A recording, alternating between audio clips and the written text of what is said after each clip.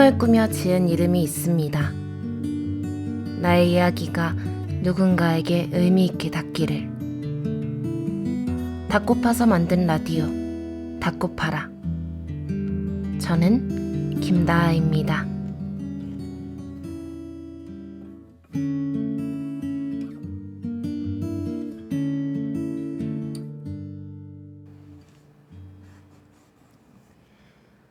안녕하세요, 여러분. 김다하입니다. 7월의 마지막 날이 다가왔네요. 어떻게 더위 잘 버티며 지내고 계신가요? 모쪼록 더위를 즐기는 나만의 방법이 있으시면 좋을 텐데요. 교토는 아주 많이 제법 더워졌습니다.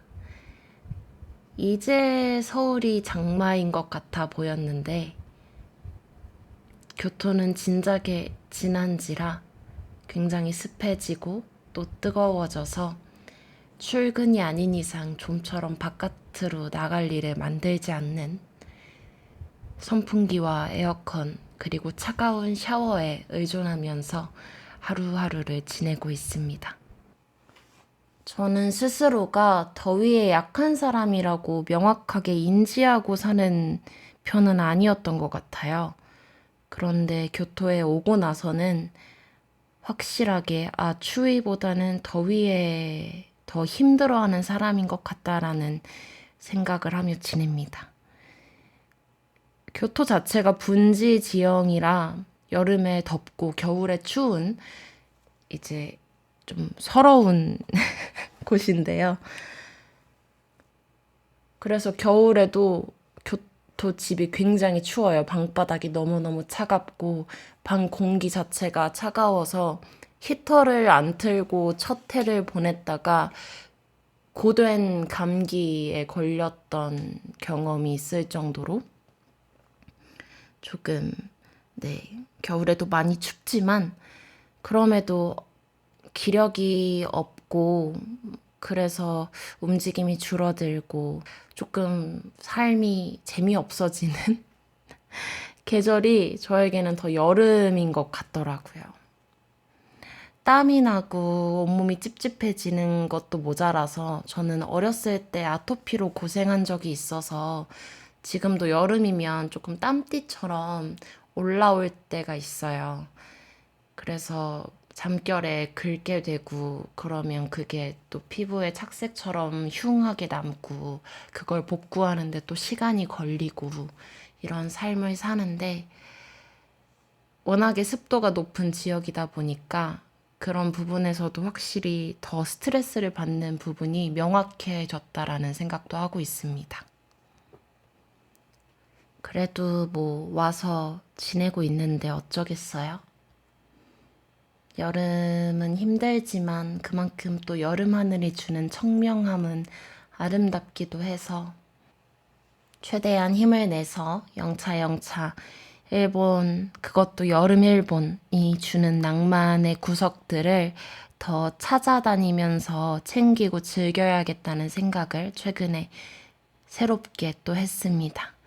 일본 여름 하면 느껴지고 상상 가는 그런 것들 있잖아요. 유카타 입고 하는 여름 축제라든지 하나비, 불꽃놀이라든지 물놀이라든지 한국에서도 할 수 있지만 또 일본만의 좀 색채가 묻어나는 그런 광경들이 분명히 있는데 일본 온 지 어쨌든 3년 차인데도 불구하고 꽉 채워서 2년을 살았는데도 불구하고 그냥 생일 주간 맞아서 삿포로로 도망 다녀온 것 외에는 그렇게 여름을 즐긴 적이 없다라는 생각이 들어서 언제까지고 일본에 살 것도 아닌데 조금 더 부지런을 떨어봐야겠다라는 생각을 며칠 전에 다시금 했습니다. 그래도 올해는 수박을 자주 사 먹고 있어요. 작년보다 어쩐지 조금 더 저렴하고 질 좋은 수박들이 나오는 기분이라서 바깥에서 혼술할 가격 아껴서 수박 사 먹고 집 근처에 있는 버블티 사 먹고 하면서 여름을 보내고 있는 것 같습니다. 여러분은 어떻게 여름을 지내고 계실지 괜히 또 궁금해지네요.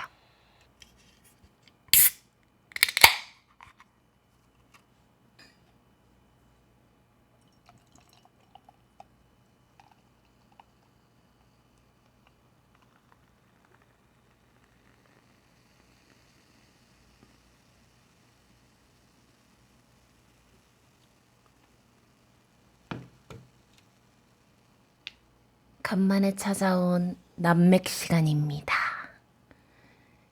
삿포로에서 새로 나온 썸머 필스 여름 필스너인데요. 썸네일에 맥주 사진도 같이 첨부해 둘 예정입니다. 사실 어젯밤에 녹음을 하려고 맥주를 시원하게 마시면서 해야지 하는 마음으로 맥주잔을 냉동고에 차갑게 얼려뒀었는데요. 씻고 나와서 저녁을 먹으니까 어제 조금 늦게까지 일을 하기도 했고 너무 피곤해지는 바람에 그냥 일찍 누워서 잠을 잤더랍니다. 그래서 어제 마시고자 했던 맥주가 오늘의 남맥이 되어서 한 모금 하고 오늘 하고자 했던 이야기를 해보면 좋을 것 같아요. 깜빡.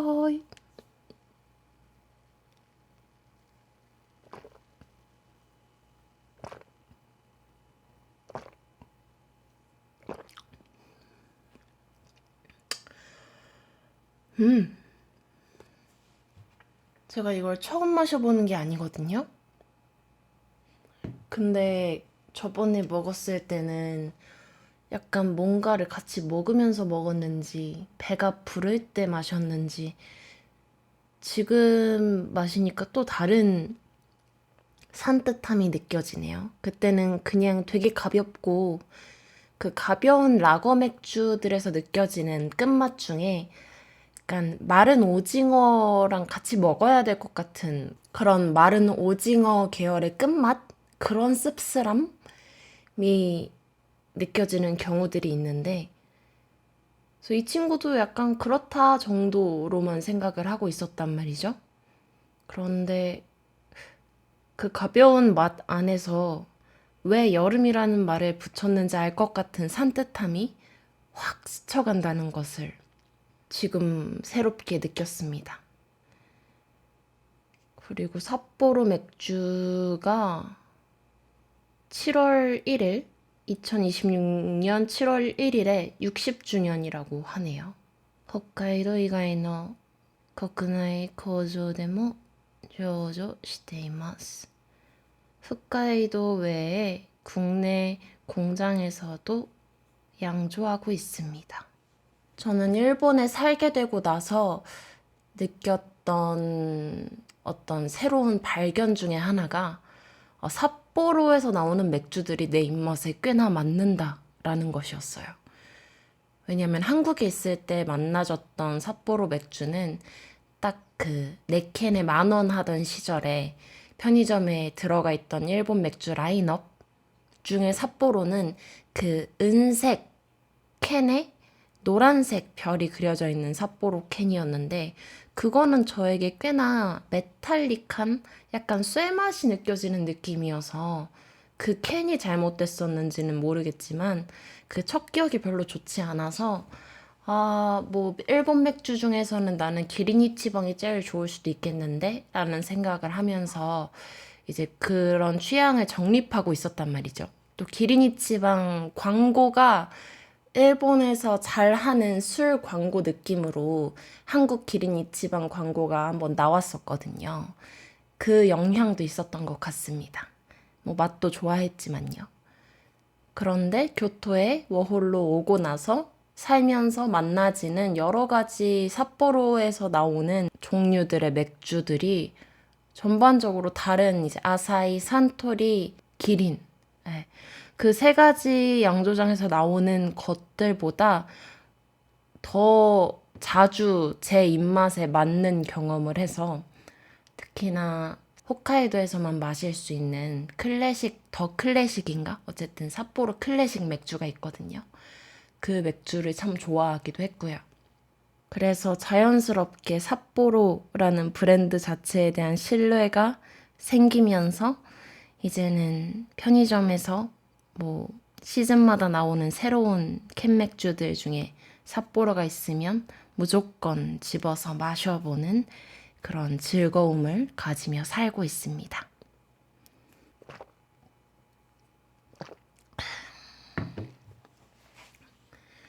사실 이번 다코파라는 이미 한번 녹음을 했다가 재녹음을 하기로 결정을 하고 지금 이렇게 다시 녹음을 하고 있는 중인데요. 현재 진행하고 있는 다코파라의 방식이 녹음을 먼저 하고 그것을 몇 번이고 들어보면서 영상화를 한 다음 예약을 걸어두고 그것에 맞춰서 같은 흐름의 글을 레터로 써서 함께 보내드리는 과정으로서 제작을 하고 있는데,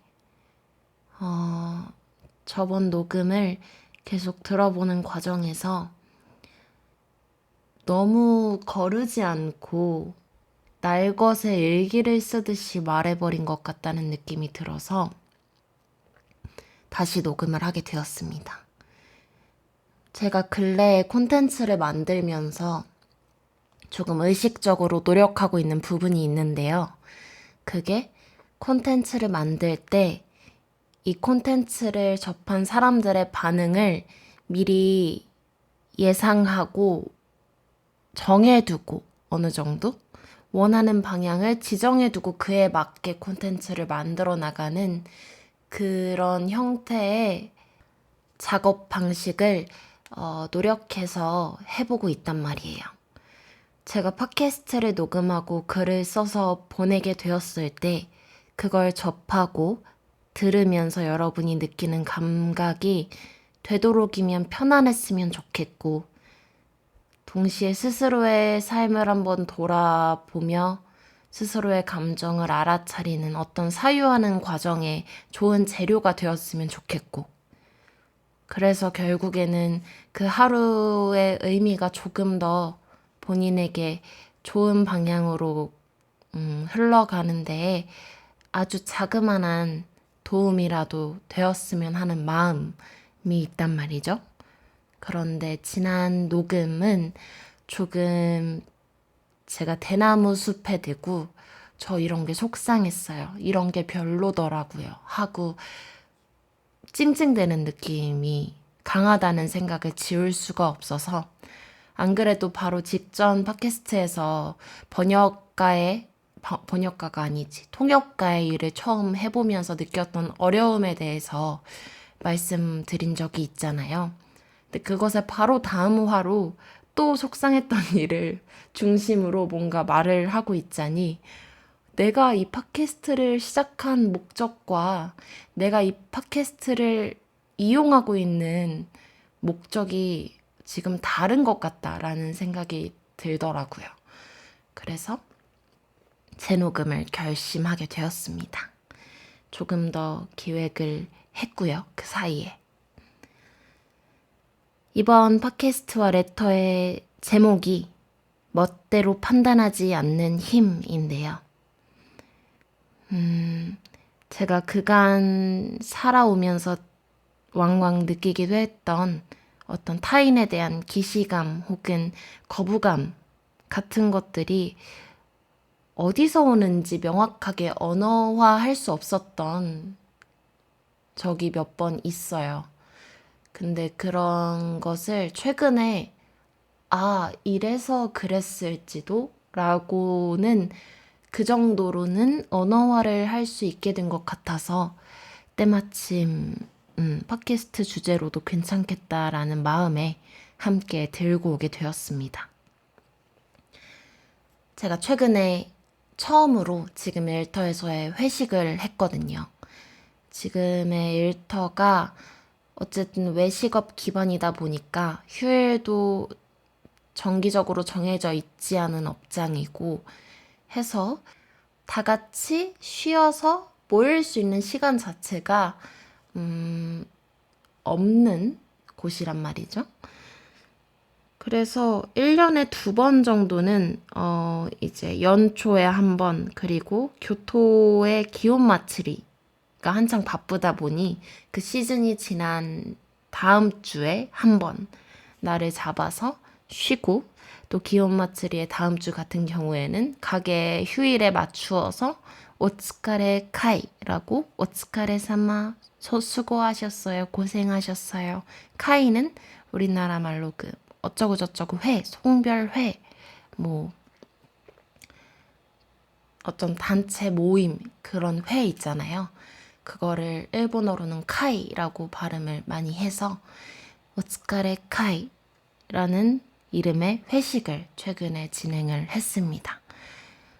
제가 지금 일하고 있는 곳에 저를 포함해서 한국인이 4명이 있는데요.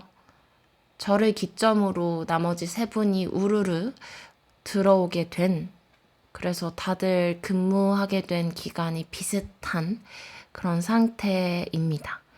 그런데 이제 회식에 다 같이 모이기도 하니까 그 사장님이 한국 쪽에 관련해서 궁금한 지점이 있었는지 저에게도 계속해서 한국인 친구들 다 같이 한 번에 자리해서 이야기 나눌 수 있는 시간이 있으면 좋겠다 라는 이야기를 회식 전에도 오며 가며 얼굴 마주칠 때마다 조금씩 하셨었거든요. 그래서 회식이 이제 어떤 계기가 되어서 이야기를 할 수 있는 순간이 만들어졌는데, 그 과정에서 예상외로 제가 조금 마음이 힘들었습니다.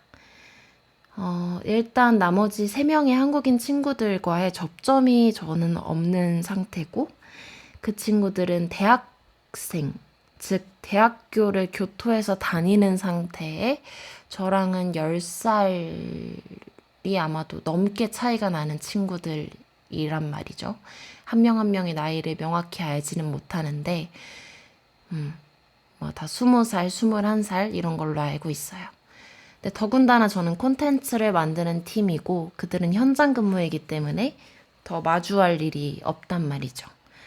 그런데 어떤 그 접점이 없는 4명의 한국인이 단순히 한국에서 온 사람들이라는 공통점으로 묶여서 그 사장님의 조금은 대답하기 어려운 어떤 정치적인, 국가적인, 역사적인 부분에 대해서 대답을 해야 되는 순간이 오니까 그냥 단순히 어떤 스몰 토크의 시작으로서 물어보신 건지 조금 마음을 열고자 어떠한 질문을 하신 건지는 모르겠지만 그 사장님이 하신 질문 자체가 조금은 저에게 거슬리는 부분이 있었어요.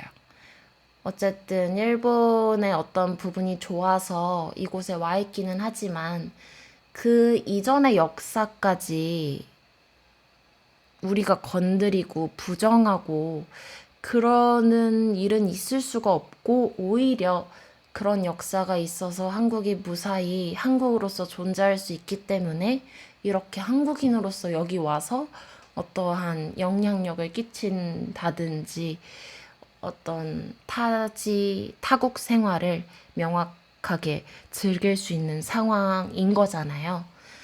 근데 이제 그때는 우리가 사이가 안 좋았지만 지금 와서 그런 게 뭐가 다 상관이겠어. 우리가 사이좋게 지내는 게 중요하지. 이런 뉘앙스로 말씀을 하셨는데 아무래도 세대 차이도 있고 국가 간 받고 있는 교육 자체도 다를 것이고, 그래서 너가 생각하는 게 정말 못된 거야 라고 말할 수 있는 상황은 아니지만, 그렇다고 그렇게 편하게 아우 뭐 우리 지금 좋잖아, 과거 신경 쓸 게 뭐 있어 하는 식으로 말하는 뉘앙스 자체는 충분히 굳이 그분이 말해서 좋을 것은 없다라는 생각이 들었던 거죠. 그래서 이것을 어떻게 대답을 하는 게 좋을까라고 고민을 하던 와중에 가장 저랑 일면식이 없는 한국인 친구가 이제 다른 자기랑 가까운 그 한국인 친구에게 그 친구 눈을 바라보면서 이야기했지만, 어쨌든 한국어를 공유하는 사람은 우리 넷뿐이고 우리 넷과 사장님 한 분이 대화를 하는 상황에서 한국인끼리 어떤 그 대화의 결을 맞추기 위해서 한국어로 소통을 하는 이제 순간순간들이 있을 수밖에 없었던 거죠. 그런데 그런 과정 안에서 이제 자기 친구 쪽을 보면서 아, 그냥 대충 찬성하고 넘어가자 라는 식으로 이야기를 한 거죠. 근데 그 과정에서 사장님의 질문보다 훨씬 큰 불쾌함을 느꼈어요. 일단 일을 하러 왔고 본인도 일본에서의 생활을 하러 온 건데 어떤 그 사람이 잘못된 시각이나 잘 모르는 부분에 대해서 이야기를 하는 것 같으면 우리가 노력해서 더 진짜의 소통을 우리가 배워온 것은 이것이며 그래서 당신의 의견에 대해서는 전부 동의할 수 없습니다.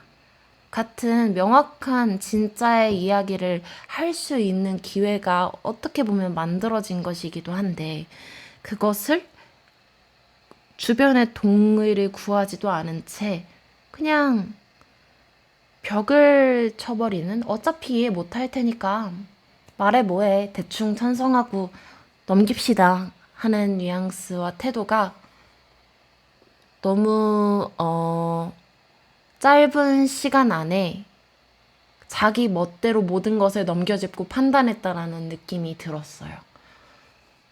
그 이후에도 그 친구의 태도들이 너무 사장님 앞에서는 어떤 일본어로 아, 너무 좋은 대화의 장인 것 같습니다. 라든지 이런 얘기를 나눌 수 있어서 기쁩니다.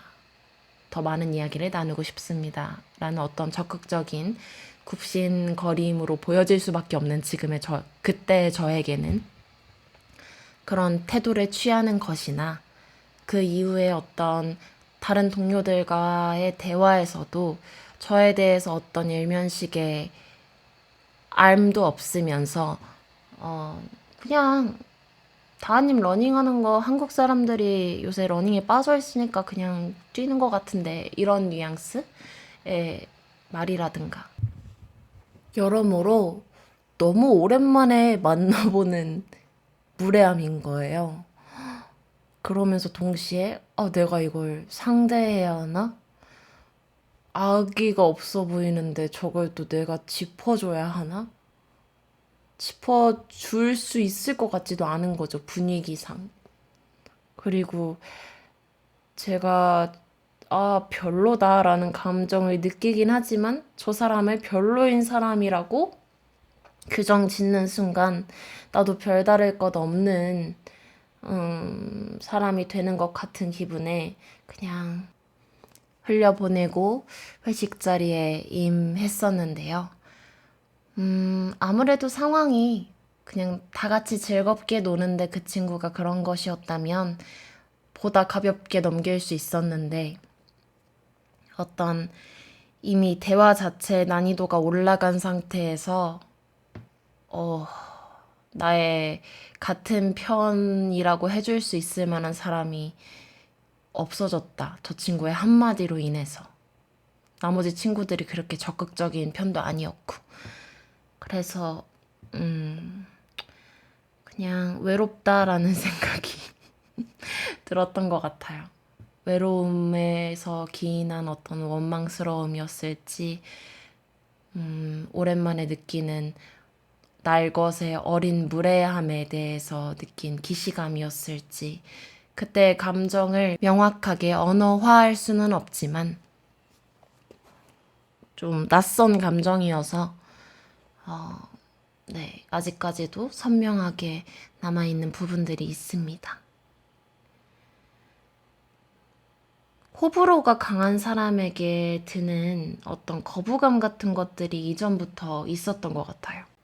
단순히 그 호불호가 어떤 스스로의 취향, 좋아하고 싫어하는 식재료라든지 옷의 스타일이라든지 그런 스스로라는 사람을 구획하고 구성하는 데 있어서 드러내는 명확한 호불호 같은 경우에는 분명한 매력 포인트로 작용할 수 있다고 생각을 하지만 그 호불호가 그 발화를 함으로써 누군가를 비난하는 어조로 들릴 수 있다던가 누군가를 지워버릴 수 있는 무례함으로 작용할 수 있다라는 거에 대해서 고려 한번 해본 것 같지 않은 그런 발화들에